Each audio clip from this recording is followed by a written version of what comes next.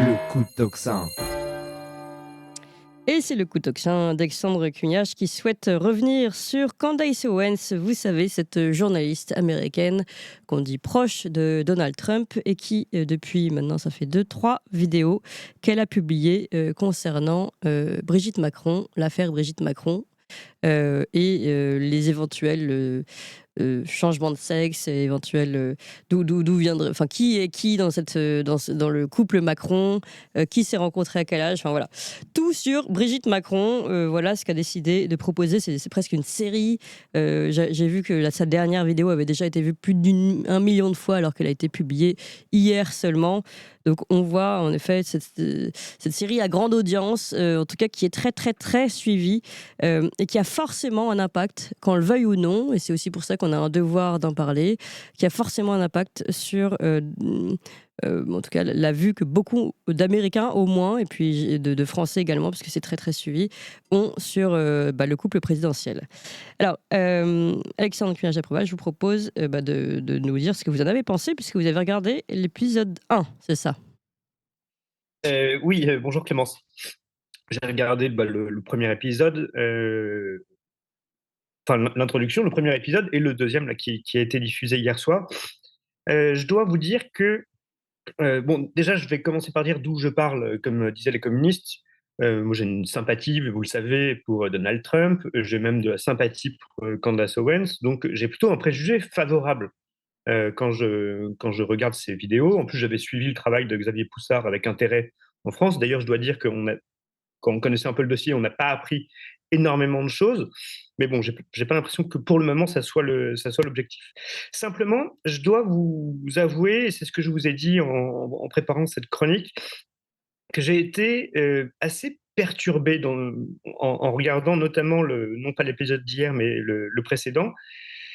Déjà, dans ce dossier, tout semble bizarre, des deux côtés, hein. Enfin, tout est bizarre depuis le début.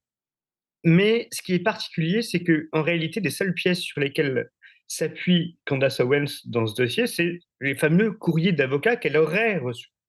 Je précise qu'elle aurait parce que, à ma connaissance, hein, mais je peux me tromper, et si jamais je me trompe, que les auditeurs n'hésitent pas à me contredire ou à m'envoyer ou à envoyer à Toxin les pièces.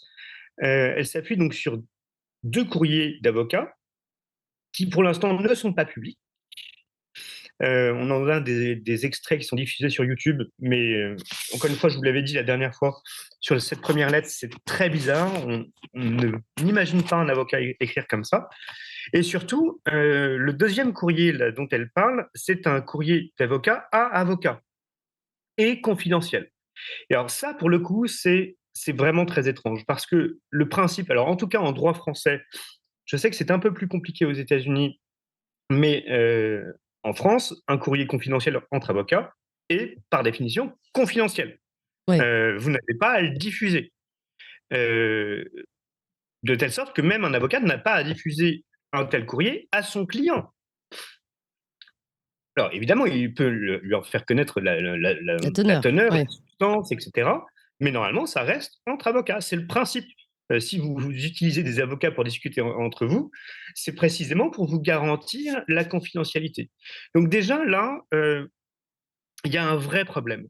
C'est-à-dire que on n'a pas cette pièce, parce qu'elle n'est pas diffusée, mais elle en diffuse des extraits qui sont d'ailleurs caviardés, c'est-à-dire qu'on ne voit pas, qui est le cabinet d'origine et cetera, de telle sorte qu'on ne peut même pas appeler le cabinet en disant: «Est-ce que c'est Mmh. bien vous qui avez envoyé ce courrier?» Donc, vous voyez, on a quand même des preuves très Limité. bah, très, très, très limité et surtout une pratique, Oui. qui ne se fait absolument pas.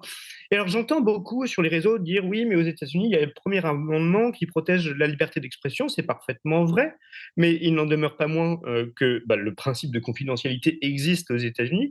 On le sait dans toutes les affaires, judiciaires où il y a d'énormes négociations entre les parties, soit au préalable, soit en parallèle des procédures judiciaires, et que évidemment la confidentialité est quelque chose d'extrêmement important aux États-Unis et qui peut être lourd, très très lourdement sanctionné quand elle n'est pas respectée. À ce titre, je vous invite, Clémence, pour la prochaine fois, peut-être à interroger mon confrère et votre chroniqueur et intervenant Renaud Bochard, qui lui connaît bien le droit américain. Ça serait intéressant de l'interroger sur ce point. Parce que là, vraiment, on a quelque chose, je vous dis, qui sent pas bon, quoi. Ça n'est pas la pratique entre avocats. Ça, c'est sur la forme.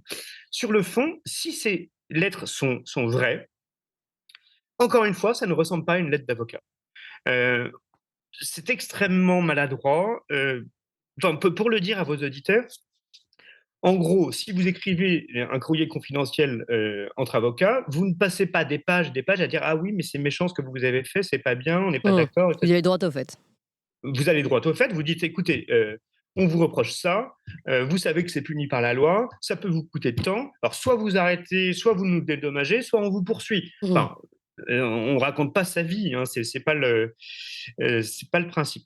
Ou alors, ça a été fait en prévision d'être publié, si, encore une fois, ces lettres sont vraies.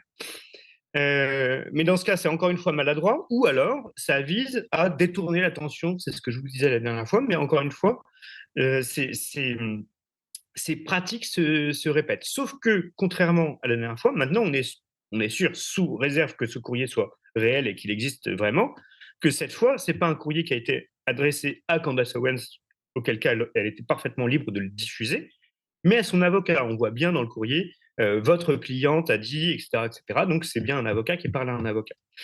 Donc vous voyez, c'est extrêmement bizarre. D'autant que si c'est vraiment un courrier d'avocat qu'elle a reçu, enfin que son avocat a reçu et qu'il lui a transmis, ce qui encore une fois est contraire à la déontologie, pourquoi ne pas le publier entièrement? Tant qu'à faire de briser les règles de la confidentialité et des règles déontologiques entre avocats, autant aller jusqu'au bout. Je veux dire, la sanction ne sera pas plus forte parce que vous avez qu'à garder deux ou trois lignes. Euh, Enfin, voilà, tout ça pour vous dire que même si j'ai encore une fois un préjugé favorable dans cette affaire pour le côté Candace Owens, c'est contre Macron, parce que j'avoue que ça me fait quand même, ça me fait marrer. Malheureusement, on ne peut pas passer l'extrait, mais elle a rediffusé l'extrait de Macron dans sa pièce de théâtre à 14 ans, absolument ridicule.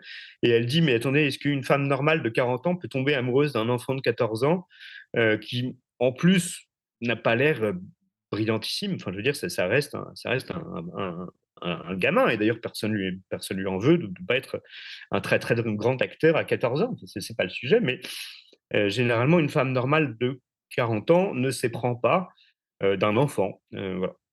Donc, c'était pour vous dire un peu mon scepticisme. Un point quand même de droit américain, c'est qu'on a souvent, oui, confondu le fait qu'aux États-Unis, il y a ce premier amendement qui défend le free speech, la liberté d'expression, et qu'il n'y aurait pas de diffamation, etc. Si, aux États-Unis, il y a évidemment un principe de diffamation. On ne peut pas dire n'importe quoi. Enfin, on peut dire n'importe quoi, mais si on le dit et qu'on dit n'importe quoi, effectivement, et que ça atteint la réputation des personnes, vous tombez sous le coup de la diffamation, évidemment, et heureusement, c'est bien normal. En revanche, il y a un principe qui est commun aux États-Unis et à la France sur la diffamation, c'est qu'une déclaration véridique ne peut pas être diffamatoire. Si vous dites le vrai, vous ne pouvez pas être condamné pour diffamation. Donc c'est là que ça va être intéressant parce que soit ils continuent à s'échanger des politesses par lettre confidentielle, soit bah, il y aura un procès. Et là, pour le coup, ça serait vraiment intéressant de le suivre parce que bah, la justice américaine devrait dire est-ce qu'elle dit vrai ou pas. Est-ce que cette exception de vérité, parce elle est quand même très agressive là dans sa deuxième vidéo, Candace Owens, enfin elle est même insultante, hein, c'est pas même pas très agréable pour nous Français, même si on n'a aucune sympathie pour Macron, ça reste le chef de l'État. Euh, donc on a des habitudes chez nous en Europe d'un peu plus de courtoisie, mais en tout cas, elle pourrait s'exonérer de sa responsabilité, si jamais responsabilité il y avait, par cette exception de vérité. Par la preuve de la vérité, oui. par la preuve de la vérité. Et ça serait intéressant parce qu'encore une fois, dans ce dossier, nous, on n'a pas. Ah, eh ben, on a une drôle d'image. Allez, on va s'arrêter là. Décidément, à chaque fois qu'on parle de Candace Owens, on a des petits problèmes.